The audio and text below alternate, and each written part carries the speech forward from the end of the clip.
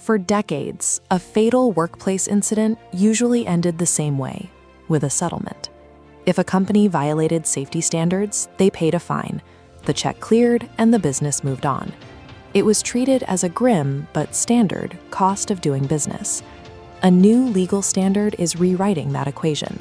Under industrial manslaughter laws, writing a check is no longer a viable escape route. The consequence for a fatal safety failure is a multi-year prison sentence. In the United States, the Occupational Safety and Health Administration, or OSHA, operates primarily by penalizing the corporate entity. When a severe violation occurs, the agency levies massive, sometimes million-dollar fines against the company itself. The executives at the top remain personally untouched.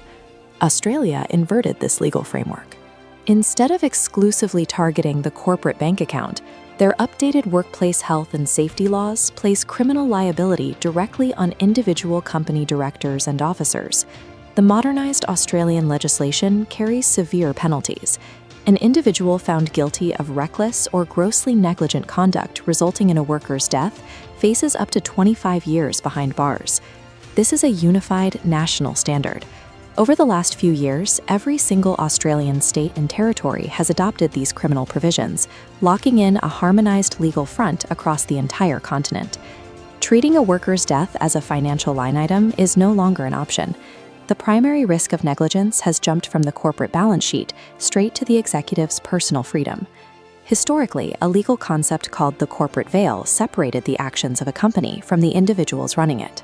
This barrier meant that when lower-level employees made fatal errors on the ground, the executives in the boardroom were shielded from the legal fallout.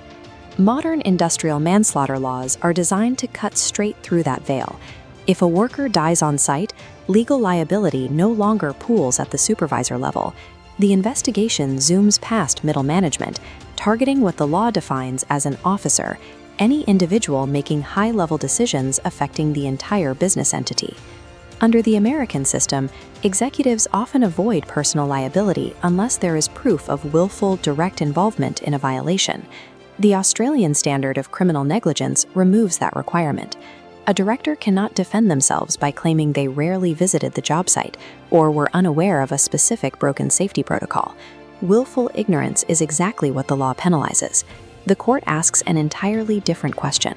It does not ask what a CEO actually knew on the day of an accident. It asks what an executive in their position, equipped with their resources and power, should have known. We don't have to guess how courts will apply these laws. A wave of recent convictions proves judges are willing to use their maximum sentencing power against active corporate officers. In Victoria, a worker was crushed by a tipping forklift. The subsequent investigation revealed the company failed to properly secure loads on a sloped driveway. The court determined this was a marked departure from the standard of care expected of a reasonable person. The corporate entity was ordered to pay a $1.3 million fine. The legal system then moved to the individual level. The sole director of the company was personally convicted of workplace manslaughter and placed on a community corrections order. A stark precedent was set by the Brisbane auto recycling case. A worker was killed by a reversing forklift driven by an unlicensed operator. The official investigation exposed a complete absence of any traffic management safety systems in the yard. The judge issued a $3 million penalty to the corporation. Crucially, the two directors of the company were convicted of reckless endangerment and sentenced to 10 months in prison. That is the reality of the statute. Operating a business without robust safety systems is a direct path to a jail cell. These rulings confirm the corporate shield is broken. Courtroom precedents have definitively mapped out how management failures result in criminal convictions. This legal evolution rewrites the job description for health and safety professionals. They act as the architects of the executive board's legal defense. Protecting that board means proving what the law calls due diligence. Officers must proactively verify that hazard controls are actually working on the ground. Sitting back and passively receiving safe reports is legally insufficient. Meticulous documentation is a necessity.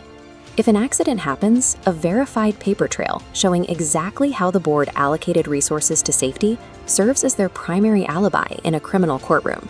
This standard is expanding globally.